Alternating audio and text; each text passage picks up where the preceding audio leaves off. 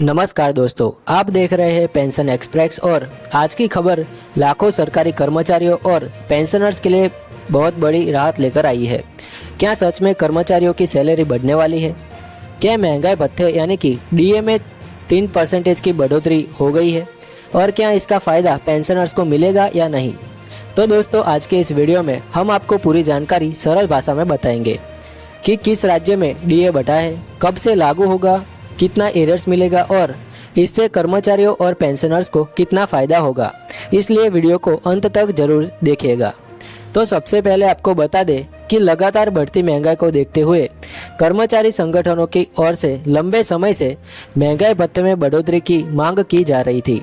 इसी बीच अब एक नया बड़ा फैसला सामने आया है। महाराष्ट्र सरकार ने अपने सरकारी कर्मचारियों और पेंशनर्स के लिए महंगाई भत्ते में 3% की बढ़ोतरी का ऐलान कर दिया गया है। इस फैसले के बाद अब महाराष्ट्र के कर्मचारियों का डीए बढ़कर 58% हो जाएगा। राज्य के वित्त राज्य मंत्री आशीष जायसवाल ने विधानसभा में इस फैसले की जानकारी दी। उन्होंने बताया कि यह बढ़ोतरी जुलाई 2025 से प्रभावित मानी जाएगी। अब सवाल यह है कि कर्मचारियों को इसका फायदा कब से मिलेगा। तो दोस्तों, सरकार के अनुसार संशोधित महंगाई भत्ते का भुगतान इसी महीने की सैलरी के साथ नगद रूप में किया जाएगा, यानी कर्मचारियों की सैलरी में सीधा इजाफा दिखाई देगा। इसके अलावा कर्मचारियों को एरर्स भी दिए जाएंगे। दोस्तों, सरकारी योजना के अनुसार जुलाई 2025 से अक्टूबर 2025 तक का बकाया एरियर्स मार्च 2026 में गुड़ी पड़वा के अवसर पर दिया जाएगा, जबकि नवंबर 2025 से जनवरी 2026 तक एरियर्स के भुगतान को लेकर अलग से आदेश दिया जाएगा। अगर हम इसका सीधा असर समझे तो कर्मचारियों और पेंशनर्स दोनों को इसका फायदा मिलेगा। मान लीजिए कि किसी कर्मचारी की बेसिक सैलरी 30,000 रुपये है।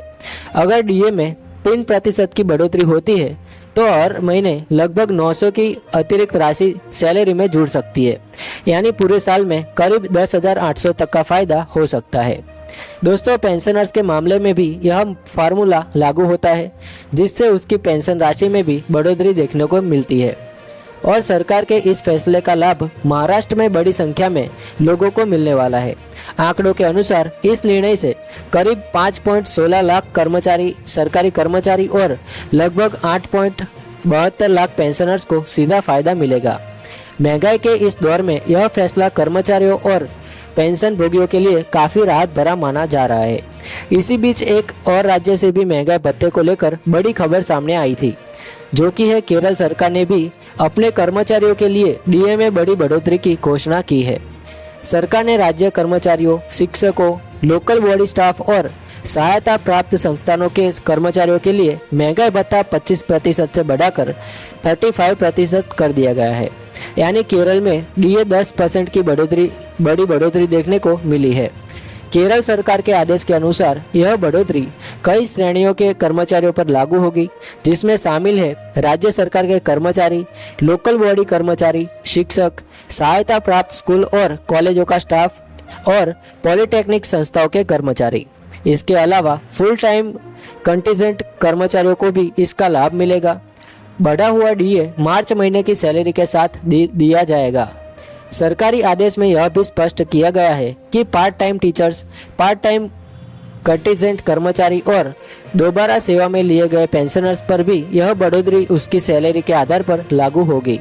इसके साथ ही एक्स ग्रेसिया फैमिली पेंशनर्स के लिए महंगाई राहत यानी कि डीआर में भी बढ़ोतरी को मंजूरी दी गई है। इस पेंशनर्स को बढ़ी हुई राशि अप्रैल की पेंशन के साथ दी जाएगी। दोस्तों, अब बात करते हैं केंद्रीय कर्मचारियों के बारे में। तो केंद्र सरकार के कर्मचारियों और पेंशनर्स को अभी भी डीए बढ़ोतरी के ऐलान का इंतजार है। मौजूदा समय में केंद्रीय कर्मचारियों का महंगाई भत्ता 58% के आसपास है।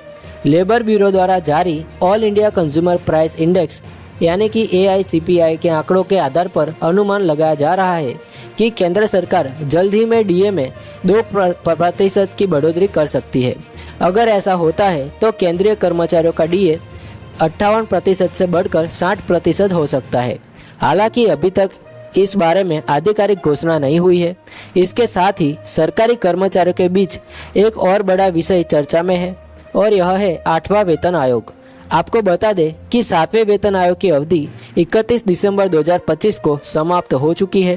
इसके बाद कर्मचारियों को उम्मीद है कि जल्द ही 8वें वेतन आयोग की सिफारिशों को आधार पर नई सैलरी संरचना लागू हो सकती है। सरकार ने नवंबर 2025 में आयोग के टर्म्स ऑफ रेफरेंस को मंजूरी दे दी है और आयोग के अध्यक्ष की नियुक्ति भी की जा चुकी है। अब आयोग की team basic salary, fitment factor और अन्य वेतन संरचना से जुड़े मुद्दों पर काम कर रही है। विशेषज्ञों का मानना है कि आयोग की रिपोर्ट आने में अभी भी कुछ महीने लग सकते हैं। उसके बाद ही यह तय होगा कि नई सैलरी और एरियर्स कब से लागू किए जाएंगे। दोस्तों, कुल मिलाकर देखा जाए तो अलग अलग राज्यों में डीए बढ़ोतरी के फैसले कर्मचारियों और पेंशनर्स को राहत मिल रही है। अब सभी की नज़र केंद्र सरकार के फैसले पर है कि केंद्रीय कर्मचारियों के लिए महंगाई भत्ते में बढ़ोतरी का ऐलान कब किया जाएगा। अगर आप सरकारी कर्मचारी हैं या फिर आपके परिवार में कोई पेंशनर्स है तो यह जानकारी उनके लिए बेहद उपयोगी है। वीडियो पसंद आए तो इसे लाइक करें, शेयर करें और हमारे चैनल को सब्सक्राइब करें। जय हिंद, वंदे मातरम।